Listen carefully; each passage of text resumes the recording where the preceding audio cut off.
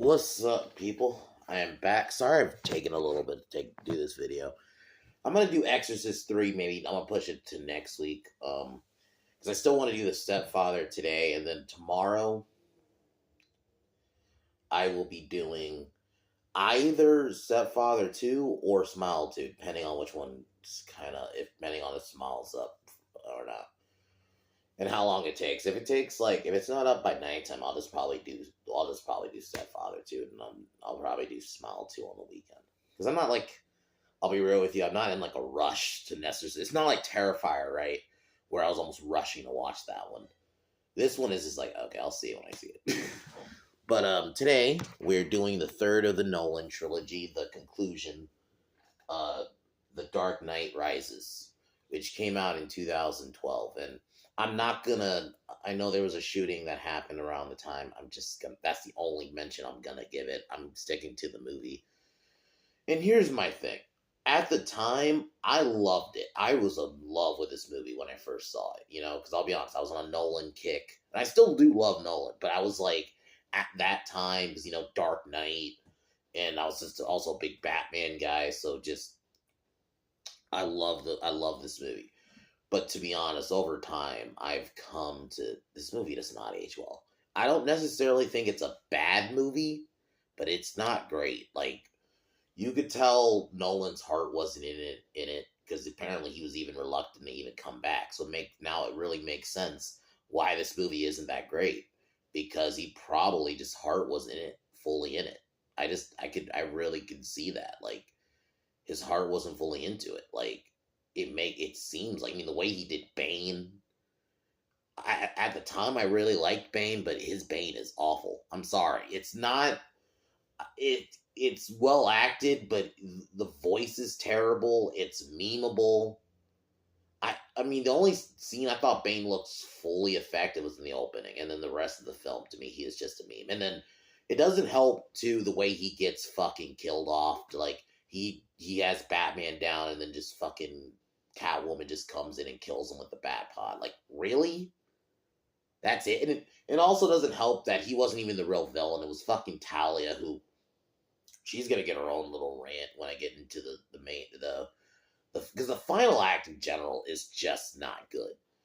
The way Batman comes back, and it also, Batman's voice is at its worst. Through every line, I'm oh my god, dude, it's so bad in this film. I am why didn't Nolan change this? Why didn't, the moment he heard him talk, okay, we're gonna change the voice? No, he kept it was at its worst in this film. Where's the trigger? You wouldn't do that to an ordinary citizen. What does that even mean? That line I've always thought was dumb. I'm the fuck does that even mean? Did Nolan just think that sounded good and just went with it? Because it doesn't make any sense. The whole trial. The scene where Gotham gets destroyed and the trial scenes, I'll be honest, were well done. I thought it was kind of cool. This is a good way to get. And of all the three films, I'm going to say it, this was definitely the most effective I felt Crane, Scarecrow was in this trilogy, was in these scenes. I will give it that. I thought he was the most effective in the trilogy. And I'm including Batman Begins. I love Begins, but I felt like he was a red herring in that film. He wasn't the real villain. In this, he necessarily wasn't the villain, but I really thought he shined in those court scenes. The scene where he revealed to the city what Harvey Dent done, because it had been kept quiet, obviously, if you remember the ending of The Dark Knight. And one of the biggest gripes I have with this movie, Batman fucking retiring. That's not a Batman thing. He would not become a recluse. He would not go into hiding because his girlfriend died. That's bullshit. I've always hated that fucking plot line. You should have just had it, he went in hiding because the cops are on search for him or something. Or he felt ashamed with what happened in the ending of The Dark Knight. Not necessarily tied to Rachel, but just everything. Then maybe I could have believed it. But this idea that he would retire because Rachel died is bullshit. Especially not just retire. Retire for 8 fucking years. No, man. Get that shit out of here. And I'm just gonna say it. I didn't really feel like Batman was even good in this movie as Batman. This is where I kind of say Christian Bale's Batman as Batman. I'm talking about just Batman, not his overall performance. I really do love him as Bruce Wayne. I still think he's great as Bruce in this movie. But his Batman does not age well. And it is a lot because of this movie. The fight scenes are terrible. The Bane fight, the only good thing about the first Bane fight is it's kind of lit well. And obviously, if you know Nightfall, where Bane breaks his Batman's back. They do that. But it's like, besides that fight, the rest of the fights suck in this film.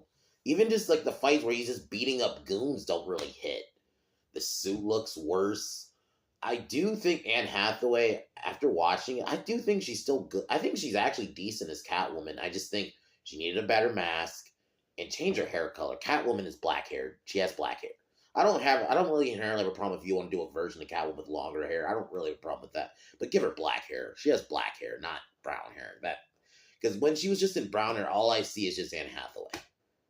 That's my only problem. But aside from that, I thought her and Christian Bale had chemistry. The scene where they kissed actually hit. And I do still love the very end. Like, once, Batman died and he does the sacrifice. And, you get the statue made for him. I actually dig that. And the scene where Alfred sees him. I know some people try to argue that's a hallucination. I don't buy that. Especially when he sees both him and Selina. It'd be one thing if he had just seen Bruce, then I could see making that argument. It doesn't work when he sees both of them. So, that was a cool ending. I'll be honest, guys, because I already know how to end it. I cut where fucking Blake found I forgot what his name was, like Richard Blake or something like that, which was clearly supposed to be Dick. He's supposed to be Dick Grayson, but they just named him randomly Robin. It was so stupid. They were clearly trying to make him Robin, but he should have just been Dick Grayson. That's all you had to do. Because his name is Richard. I think it was like Richard Blake. I think that's what his name was. And it just does not work. That whole thing didn't work. I like Joseph Gordon-Levitt, but I just thought his inclusion was kind of random. Especially when you wanted to make him Robin. To me, that just did not work. I didn't really feel like he hit as Robin at all. Like I said, the scene where the villains kind of take over Gotham was well done, like the football field getting blown up. But the problem is, this is when Gotham looked at its worst. They didn't even try to give it a style. At least the Dark Knight, because at least a lot of it was at night, and the way they lit certain things, at least, even though it still looked like a normal city, at least they still try to make it Gotham-y. This just was flat out just a city, and there's a lot of scenes in the day in this fucking film. I didn't realize how many fucking scenes in the day there are, and I just don't think that works. I think Batman largely should be at night, and yeah, the third act's basically during the fucking day.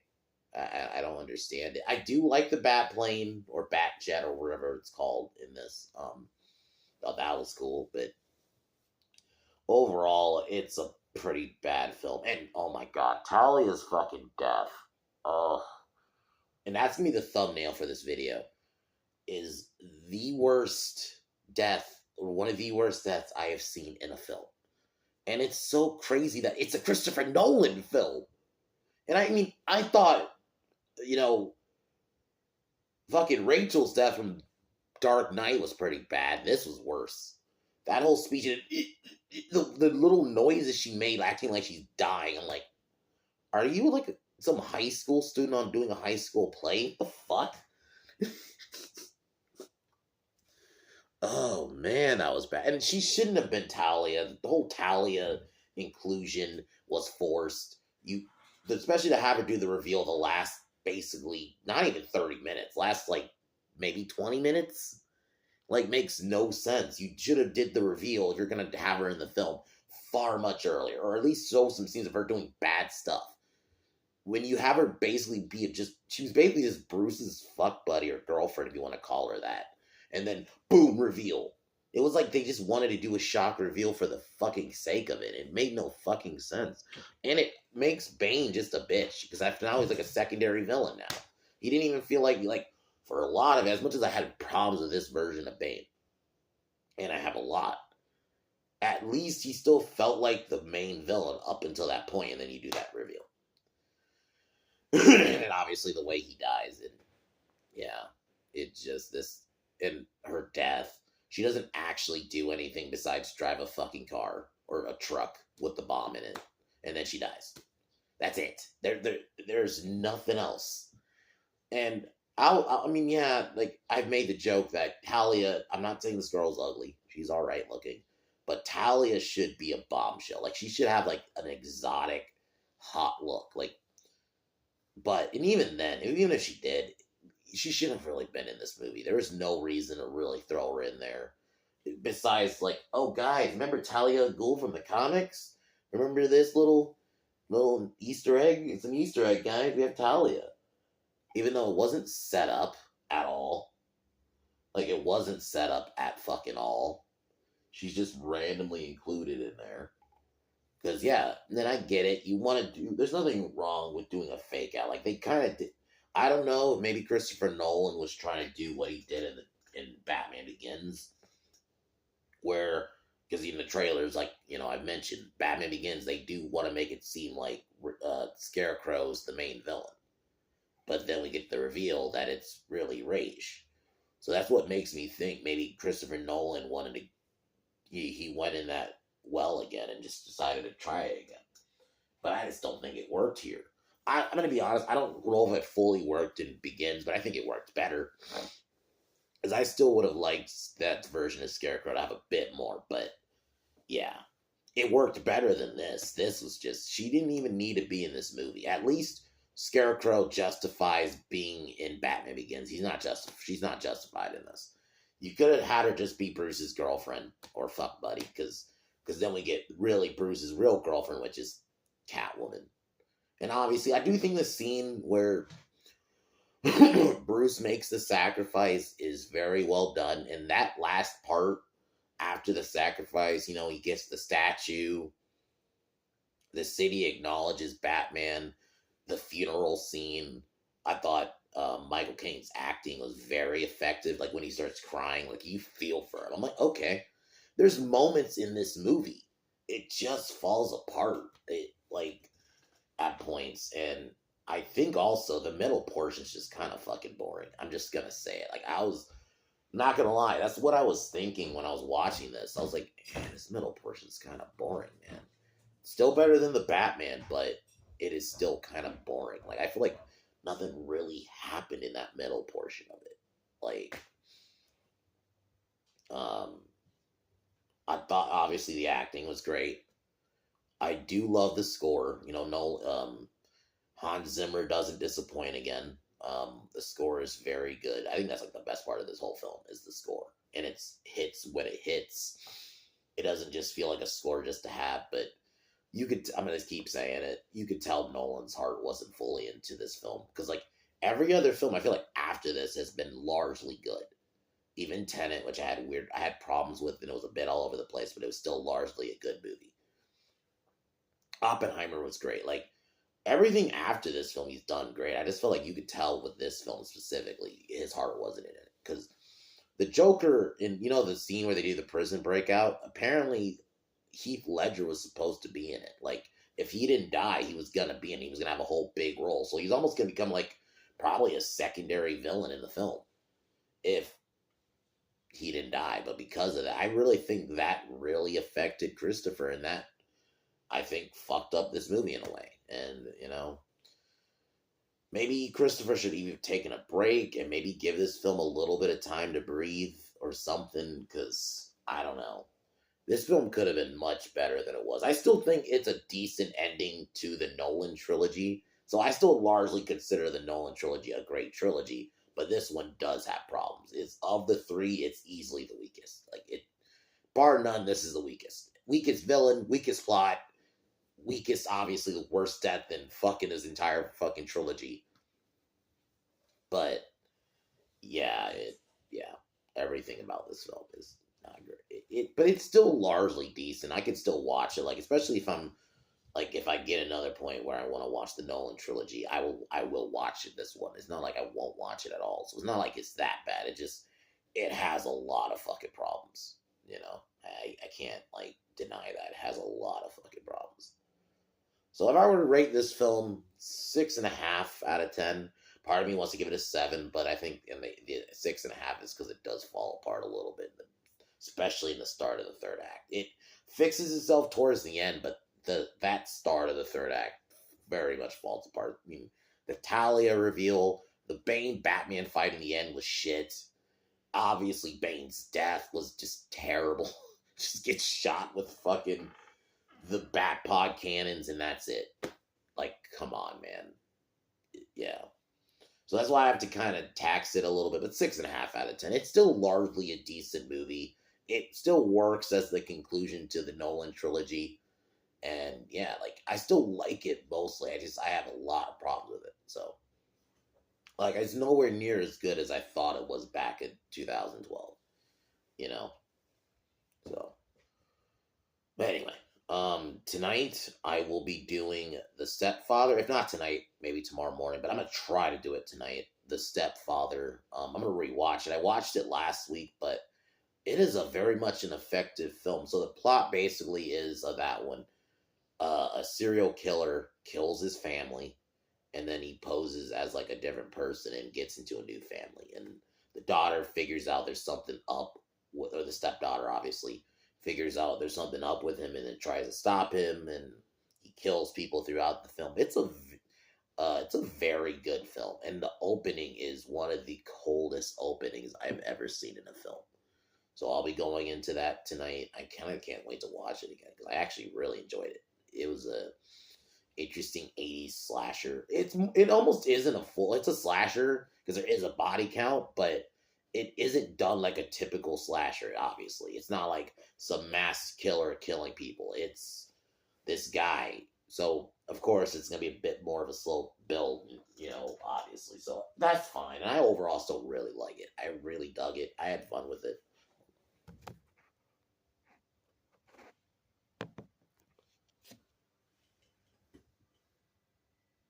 But, I very much enjoyed it, so I can't wait to talk about that one tonight. But other than that, let's before that, Pin Down Podcast, we just did our AEW Dynamite review last night, and man, oh, show still worst wrestling show of all time. I Dynamite is just, I don't know how you can make a wrestling show so fucking bad, but they did. So I'll be doing that. So we already did our Dynamite review, and then tomorrow we should be doing our SmackDown review afterwards. So we'll be doing that, and then stream Saturday. So subscribe to Pin Down Podcast. But let's get into Dark Knight Rises.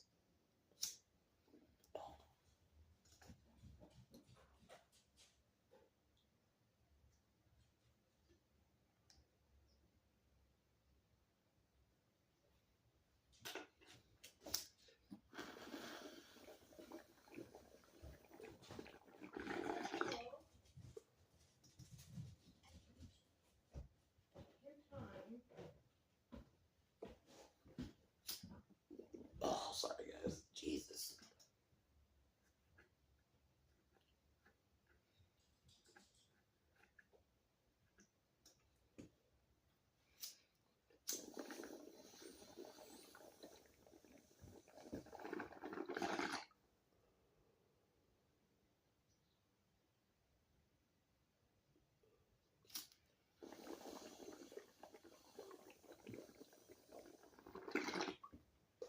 Hold on, guys. All right.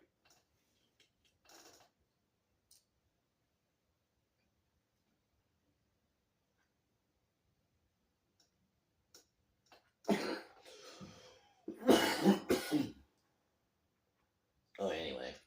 So, I guess we could just start the review really quick while I'm back in this. So the movie starts with Bane kidnapping Dr. Pavel, which I thought this scene was cool. I thought it was an effective way to introduce Bane.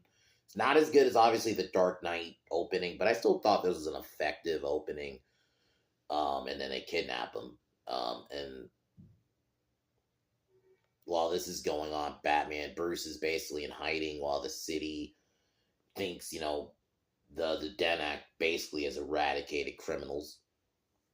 Um, and they still think Batman was the one who killed Dead because they hid what he actually did. And this is where we meet Richard Blake, who basically he's the one who pulls Batman out of hiding. And I just hated this whole plot. I'm gonna be honest, I didn't even really like it when I was younger because I was just, in my mind, Batman would not retire unless he had to. Like in Batman Beyond, he had to retire because it's hard. And in Dark Knight Returns, even then, he was getting older, but actually, no, I don't know. BVS, he was still not retired. In Dark Knight Returns, he was retired. And he comes out, but he was still older. He had gray. He was old man Batman. So it's like, okay, at least there you can make an argument. But why is he retiring because of girl? I've always fucking hated that. I've never liked that. He retired because of girl. I've always hated that. So it gets drawn out. Bane basically they get Bruce's fingerprints. Catwoman tries to get his fingerprints, but I do like her introduction. I will say her introduction is done very well into the franchise.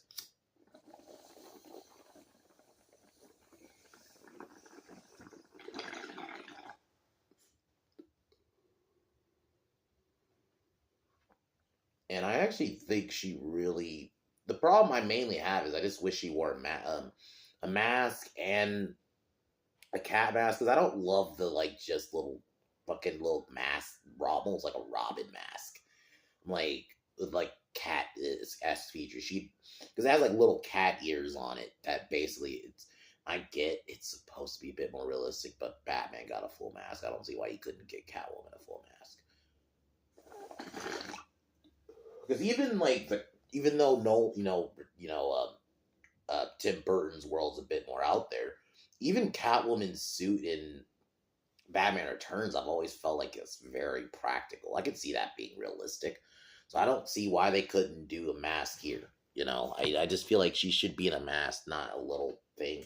But Batman saves her, so I'll just jump to that because I'm gonna say it, man. The middle of the movie is kind of boring because until the trial and this Bane starts taking over the city, nothing really happens. After Batman gets back broken, which I thought the fight was okay, and Batman comes out of retirement. Yeah, so I do like that you get a little bit of Lucius because at this point Bruce was ousted because they used his fingerprints and basically have him get rid of all his money, and so he's ousted from Wayne Enterprises. And what else really happens? So that happens, and then he comes out of retirement as Batman. Alfred kind of leaves because basically Alfred doesn't think he can beat Bane. Which let's just get into Bane. The problem with Bane is, one, you could clearly tell they try to make him look taller. Tom Hardy, good actor, but he's not. You should have just got a bigger dude. I don't know why you just didn't get a bigger dude actor. I don't know if they felt like they could find one that was actually a great actor. Maybe that's what. I think Nolan wanted more of a great performance, and he probably sacrificed the guy's height for that because I just don't. You could. There's so many I'm not saying Bane needed to be huge, but fuck, man, Tom Hardy was too small, and it doesn't help that you're clearly doing a lot of above shots, from the ground shots, you're clearly doing that. There's a lot of those in this movie. To make him look taller. Even just scenes where they'll do that when he's talking to just his subordinates. It just clearly that's what that is. It doesn't really work. I thought while I enjoyed, I still do think the fight with him and the first fight between him and Batman where he breaks his back, because it does remind me of Nightfall. It's not full. It doesn't fully work when he's not that big. I'm just gonna say it. I think it would hit much more if he was a bigger dude. It would. I think if he was I would even say if you get someone the size of a Brock Lesnar, even a Batista at the time, I think that scene would hit much more. And I don't like the mask. The voice doesn't work. When, if you've ever seen the South Park episode Insecurity, where they basically parody Bane. Respect my authority. Like, that's all I think of now. Like, not just that, the amount of people who just parody that voice and you think darkness is your ally. Like, that shit does not age well. It fully doesn't hit. I think if they just give him a regular voice, just made him basically kind of Bane from the. I get it. Venom, Nolan wanted to go for more realism, so obviously he's probably not gonna have the whole Venom thing. But you could have did just make Venom some kind of crazy steroids. It's really all they had to do, and I think that could still somewhat make it realistic. I just making it just this mask thing that just looks like a wannabe Vader mask doesn't hit, and it just doesn't work. And obviously, I've talked about what happens in the end, but just even like him in the middle, where you still do think he's the big head honcho, it still doesn't fully work for me. So Batman's put in this prison, in like the Middle East, where he basically works out in 5 months to get escape. While this happens, Bane takes over the city, which I do think once that happens, it gets good. But I do think that middle portion until that point is very boring. I am sorry. Like, Dark Knight as a build, but it's still like I wasn't bored watching The Dark Knight. I was kind of bored with this movie. I'm gonna keep it real. I was a little bit bored at points with this movie. But yeah, once Bane takes over, he takes over Wayne Enterprises, steals a bunch of the tumblers. But the problem I have, because he doesn't have the tumbler anymore, I get it. It's not supposed to be the actual tumbler. But how easy they were in the end, like when Batman destroys them with the bat plane, and even Catwoman takes one of them down with the bat pod. I'm just like, you kind of just made the tumbler look kind of weak. It just gets easily destroyed. And I get it, they're bad guys driving it, but come on, man. I remember the tumbler in like Batman Begins and the start of the Dark Knight being a tank. Like it took, even in the Dark Knight, when it gets destroyed, it took kind of a lot to destroy. In this, it was just easy. I mean, you can make an argument maybe it's a weaker model, like they're just test models. Maybe that's why they're not as strong, but still. So Bane takes over, takes out the police and a couple of the sewers, puts a lot of them on trial, and that's where I do really love the scene where Crane reveals to the city what Harvey actually did. And that's when everyone realized, okay, we need Batman.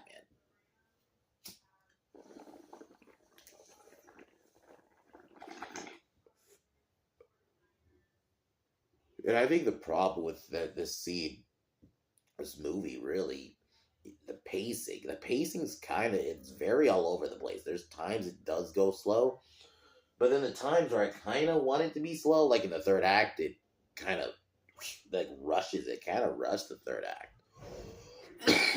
That's the one thing I didn't really talk about. Like, I do feel like the third act's a little rushed. Like once you get to like when Batman comes back, and he takes out Bane. So yeah, Batman comes back.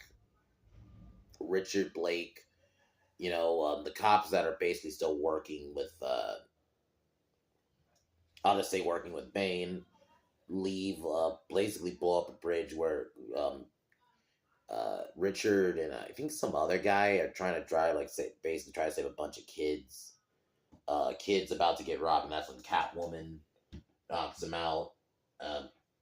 And she wasn't in the costume, and I was like, okay, but I don't like that Anne Hathaway had brown hair. I know it's little things like that, but I think you could have dyed her hair black. I think that would have worked much better if you just dyed her hair black. It would have worked better. But anyway, so Batman comes back. She helps him get into the Wayne Enterprise, gets his suit back, and basically Batman tries to find the bomb, and confronts Bane while she kind of fights the other bad guys. So Batman confronts Bane, and I'm sorry, man, this fight just was not good. The choreography was off, and that's what I mean when I say you could clearly tell Nolan's heart wasn't into it, because even the things he sort of got right in the other two, it's clearly not here. And I just think part of it was, yeah, I think his heart just wasn't into it. And I don't blame him because Heath Ledger was such a big role in his last film, and I don't know if maybe just plus the death, he feels like, I just can't be as into it because he had big plans with him to be in this part of the film because like there's a prison breakout which Joker was supposed to be there. That was the scene you were gonna see him there. Oh, and then they blow up a football field, which I thought that sequence looked good.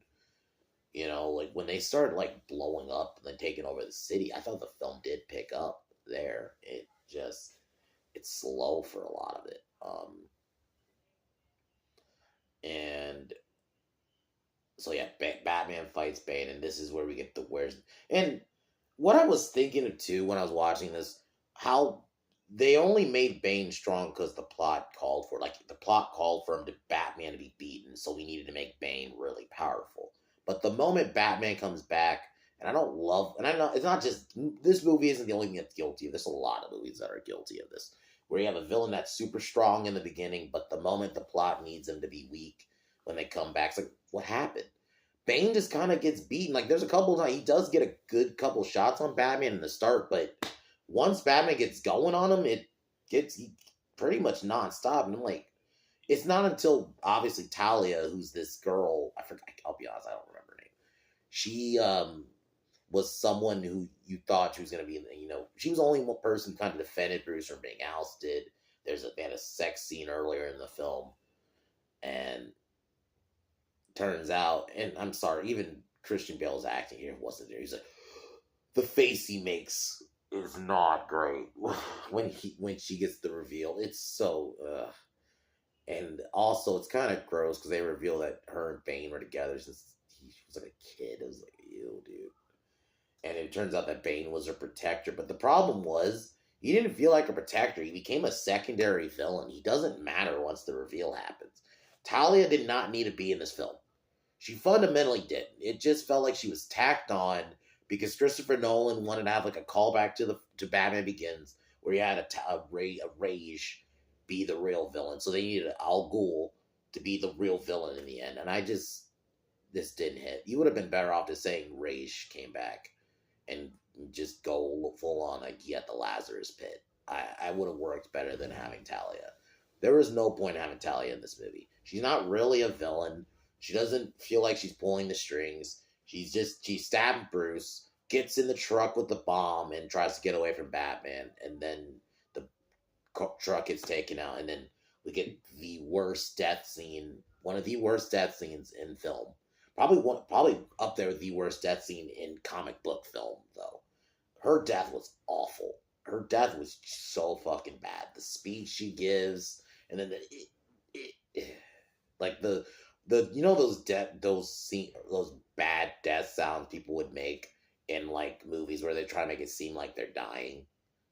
That's what she did, and it's like really, really like Christopher. Like you didn't do a read. I get it. His heart wasn't into it, so he probably just wasn't like, fuck it, we'll just keep that take in there. I'm like, was that a reshoot? Was that it? Like, because this was bad. I'm like, how did you keep that in there?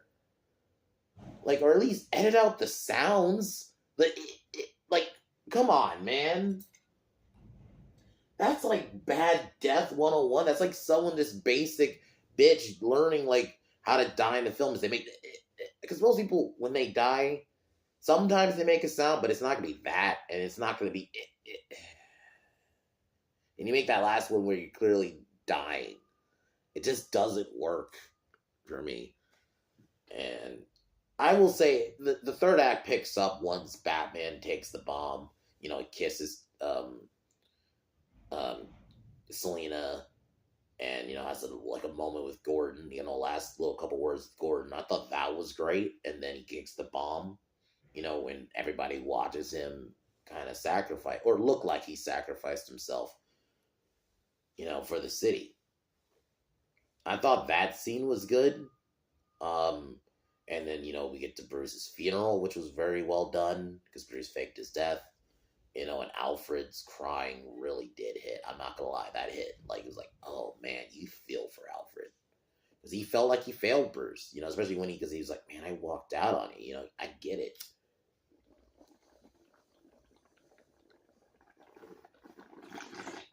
Basically, this is the very end of the movie, but for me, I'll just say it here. Richard Blake finds the fucking Batcave, and he reveals his name is Robin. It was so dumb. This was such a forced way to have Robin name drop in this movie. It wasn't needed. You should have just had him be Dick Grayson. His name was already Richard. Just have him be Richard Grayson. And you could change his origin a little bit if you wanted to. You know, but just have him have that name, not Richard Blake, and then have it do a nickname Robin. Like, it's cringe. But I do like the part where Alfred's in a different country and he sees Bruce. I think it's Italy, I don't remember the country. And he sees Bruce with Selena. And they have a little nod, and they kind of part ways. So I thought that was a great way to end the trilogy. And the when he gets the statue, I love the statue. I do think that scene hit when you get the reveal of the statue of Batman. I do like that. So overall, I think it ends good, minus the Robin part. I just think the film falls apart a little bit in the middle. You could very much tell. I mean, I know I'm saying this a lot. Nolan's heart wasn't into it. It just wasn't. But I would say a flawed but decent ending, decent conclusion. Yeah, that's what I would kind of call this. It's very much a very, very flawed, especially in the middle. And what they do with Bane, it just does not age well. What they do with Talia, I didn't like it even at the time. I'm gonna be real. I'll be real. You could say it's misogyny, but Talia is supposed to look like a bombshell, and the chick they got is not ugly, but she doesn't look good enough to be Talia. And also, Talia just, if you're gonna have her in a film, she should have been there the entire time as Talia. You can't just throw her in as the secret villain reveal. That was stupid. Because in my opinion, she's not really a villain. Bane's still, really to me, Bane's still the main villain. It's just she takes away the main villainness of Bane once she becomes it, but even then, she doesn't actually do anything. She gets in a truck with a bomb, and that's it. And she crashes, and then she has a terrible death scene. But for the rest of the film, she doesn't actually really do shit besides fool Bruce. It wasn't needed, man. It was not a needed twist. I get it. It's a trilogy, and generally the third in a trilogy does do more like twists, but I feel like sometimes you don't always have to do that, and I don't think it was needed here. This is one of those times I don't think it was needed. It felt like you were just doing a twist just for a twist. Oh, it's a callback to the Batman Begins, because Batman Begins had Rage be the real villain, so they wanted to do something similar here, and I just don't think it didn't work. And I think it brought the film down heavily, and we got a really terrible death scene because of it. So, anyway, it's still a decent conclusion. I still can watch it as a third of the trilogy if I'm watching the Dark Knight trilogy. I'll be honest, I won't watch it by itself. Like, compared to, I could probably watch Batman Begins and Dark Knight kind of by themselves if I'm in the mood. Like, if I'm in the mood just to watch the Dark Knight and not watching Batman Begins, I can do it. Same thing with Batman Begins if I don't want to watch Dark Knight. I don't think this one I might only watch if I'm only doing the trilogy, but I can still watch it again, just not necessarily by itself, because it has a lot of problems. It just does. I do think Gary Oldman's still great as Gordon, but it falls apart, man. A lot of it falls apart, so. But anyways, 6.5 out of 10 is kind of what I can give this movie. I liked it very much more when I first saw it, but yeah, over time, it just hasn't aged the best. So, next week, we'll be doing Batman v Superman Ultimate Edition, which, I'll be honest, guys, I love. I haven't watched it in a while, I'll be honest. I hadn't watched it in a minute, but Ben Affleck is my favorite Batman. I think, to me, of the live-action versions, he is the closest to the comics. I don't care. People, he killed. Every other Batman has killed. Even Christian Bale's. He's the closest to the comics. He's the costume. His Bruce flat out looks like Bruce from the comics. I love his Alfred. I love the tech. and just everything about him. That's the only. And I wanted to do an updated review of this movie because I reviewed it like around when it came out, when my channel was very much different. So I want to review it now, give an updated review on it. So that'll be the end of the live action Batman movies. I am pretty much thinking about doing though, like the cartoon ones, like Mask of Phantasm, Under the Red Hood, Dark Knight Returns, maybe like Sub-Zero, like one of those like animated Batman movies. I will probably do soon too. Maybe I'll take a little break though after BVS. Maybe after BVS I'll do one of them after, but then we'll take a little break after that. But I will get back into doing those. So, anyways, other than that, yeah, Dark Knight Rises is very flawed, but it is a decent conclusion, and I still think there's some really good parts. I think the music's really good. The third act, minus the death, is really good, and minus Bane's death too. Minus Talia's death and Bane's death, I think everything else is good in the third act. I think there's still some really good performances. The score is incredible. And yeah. Tonight, like I mentioned, I will be doing The Stepfather. If not tonight, tomorrow. But I'm going to try to do it tonight. The Stepfather. Probably, actually, who knows? Pending on, I might actually do it earlier. Depending on what time I decide to watch The Stepfather. I might, maybe we'll do it a little later. It's like, I think about to be like 11 or so right now. So maybe like 3, 4, 5. Maybe we'll do maybe I'll watch The Stepfather a little earlier and then we'll review it later. But anyways, guys, other than that, that's pretty much it. Tomorrow, like I said, Smile 2 or Stepfather 2, depending on if Smile 2's up. But anyways, guys, I'm going to call it here.